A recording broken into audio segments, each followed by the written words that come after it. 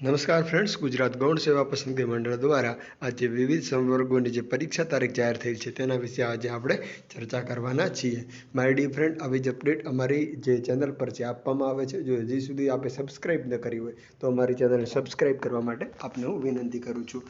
અત્યારે આપની સ્ક્રીન પર જે દેખાઈ રહી છે જે કેડર છે અને જેની સામે જે તારીખ છે એ પરીક્ષાની એક સંભવિત તારીખ છે, જેમાં કદાચ ફેરફાર થવાની શક્યતાઓ પણ રહેલી છે. વર્ક આસિસ્ટન્ટની તારીખ 14 તારીખ છે, 14/7. ત્યારબાદ મદદનીશ ગ્રંથપાલ, ખેતી મદદનીશ તેમજ બાગાયત મદદનીશ, જુનિયર નિરીક્ષક છે તેની 18 તારીખે છે. વર્ક આસિસ્ટન્ટની પણ 18 તારીખે છે.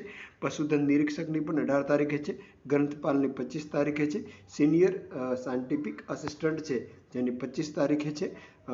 ઓપ્થેલ્મિક આસિસ્ટન્ટ છે જેની 25 તારીખે છે. આસિસ્ટન્ટ મશીનમેન છે જેની 25 તારીખે છે. જુનિયર પ્રોસેસ આસિસ્ટન્ટ જેની પણ 25 તારીખે છે. કોપી હોલ્ડર 25/7 તારીખે છે. ડેસ્કટોપ પબ્લિશિંગ ઓપરેટર છે તે પણ 25/7 છે. સર્વેયર 25/7.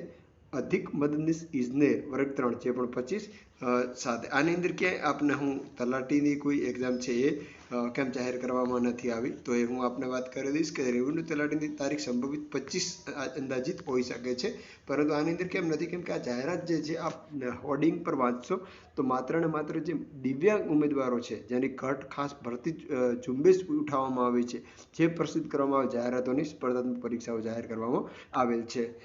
એટલે આમાં મહેસૂલ જે તલાટી છે એની આમાં રેવન્યુ તલાટીનો સમાવેશ કરવામાં આવેલો નથી. પરીક્ષા તારીખનો ચોક્કસથી આગળ કરવામાં આવશે તો આપણે ચોક્કસથી આપને જણાવી દઈશું. આમાં એવું જે 25/7 છે મહેસૂલ તલાટીની તારીખ, એ તારીખ આપ જોઈ શકો છો. અહીં 25 તારીખે બીજી પણ એક્ઝામ છે, તો કાં તો આ એક્ઝામો રદ થઈ શકે છે અથવા એ મહેસૂલ તલાટીની તારીખ છે એ આગા પાછી થઈ શકે છે. કેમ કે જે ઉમેદવારો આની અંદર પરીક્ષા આપનાર હશે તે રેવન્યુ તલાટીની અંદર પણ પરીક્ષા આપનાર ચોક્કસ થઈ છે. કોલ લેટર માટે હવે પછી સૂચનાઓ પ્રસિદ્ધ કરવામાં આવશે, તેને ઉમેદવારોને નોંધ લેવા પણ જણાવેલ છે.